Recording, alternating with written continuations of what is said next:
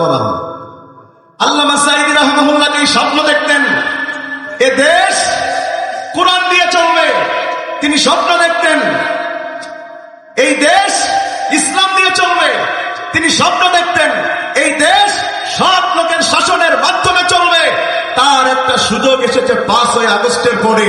আমাদের 5ই আগস্টের আগে হাজারো দফা দিতে হয়েছে বিভিন্ন সময়ে। 5ই আগস্টের পরে আর হাজারো দফা নয়, এখন তো একটাই দফা।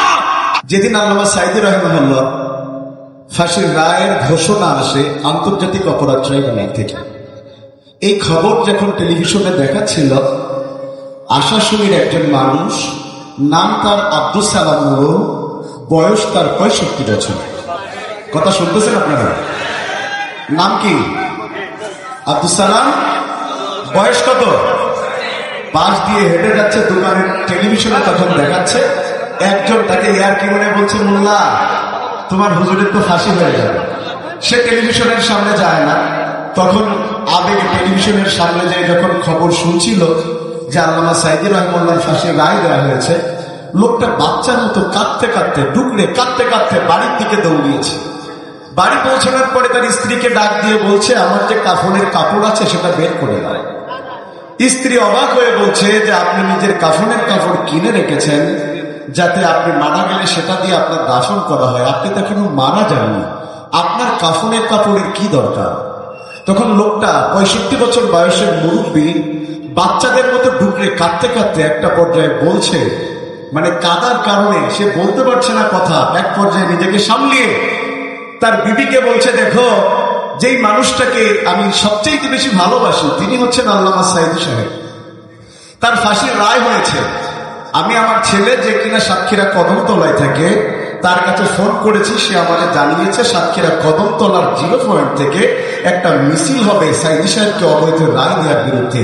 আমি সেই মিছিলে অংশগ্রহণ করতে চাই, জামা কাপড় পরে না, আমি সেই মিছিলে অংশগ্রহণ করতে চাই কাফনের কাপড় পরে। সুবহানাল্লাহ বললেন না? ভালোবাসা দেখেন। লোকটা কাফনের কাপড় নিয়ে চলে এসেছে।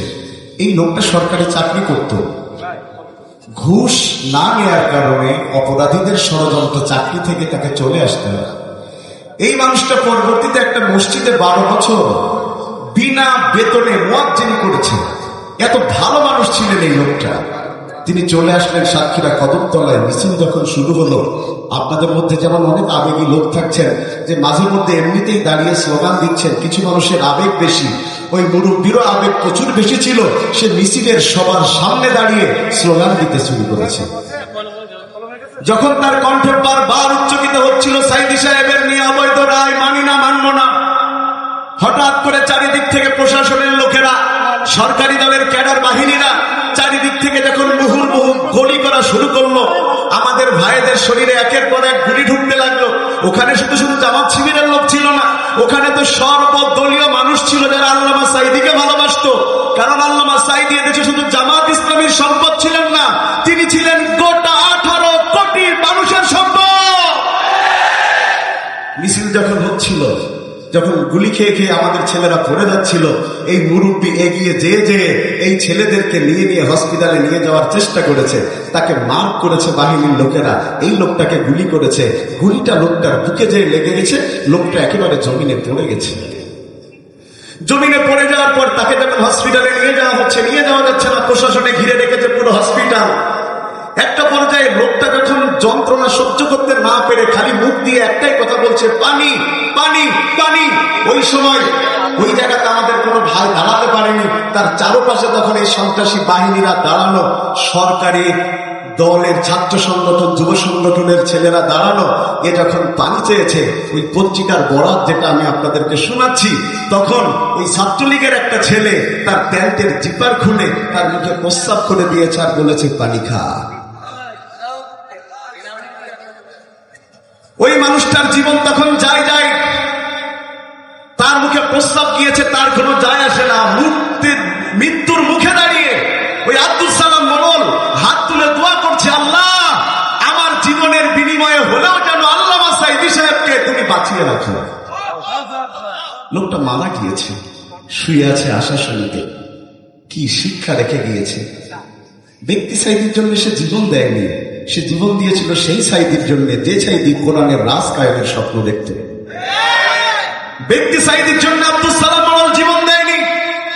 আব্দুল সালাম মোড়ল জীবন দিয়েছিল তো সেই সাইদি সাহেবের জন্য, যেই সাইদি সাহেব জেলের মধ্যে ফাঁসিকে বরণ করতে রাজি হয়েছিলেন, কিন্তু জালিমের কোন লোভ লালসার মধ্যে পড়ে নাই, বরং চিৎকার দিয়ে বলেছিল আমার কাছে জুতার ফিতার চাইতে ফাঁসির রশি আরো হালকা। চলে গিয়েছেন তিনি। আমরা বিশ্বাস করি তাকে হত্যা করা হয়েছে হসপিটালে চিকিৎসার নিয়ে। আমরা বিশ্বাস করি যেই মানুষটা জালিমের পক্ষ থেকে লোভ লালসার হাজার প্রস্তাব পাওয়ার পরে সেই প্রস্তাবকে গ্রহণ না করে এই জমিনে দিন কায়েমের স্বপ্ন দেখতে দেখতে যেই মানুষটা মারা গিয়েছে, আমরা বিশ্বাস করি সেই মানুষটাকে আল্লাহ শহীদ করেছেন। আজকে আমাদের দায়িত্ব কি? আল্লামা সাঈদী রাহিমাহুল্লাহ, আল্লামা সাঈদী রাহিমাহুল্লাহ তিনি চলে গিয়েছেন। আজকে হাজার মানুষ স্লোগান দিয়ে প্রমাণ করেছেন আল্লামা সাঈদী মরেছে, কিন্তু তার স্বপ্ন মরে নাই।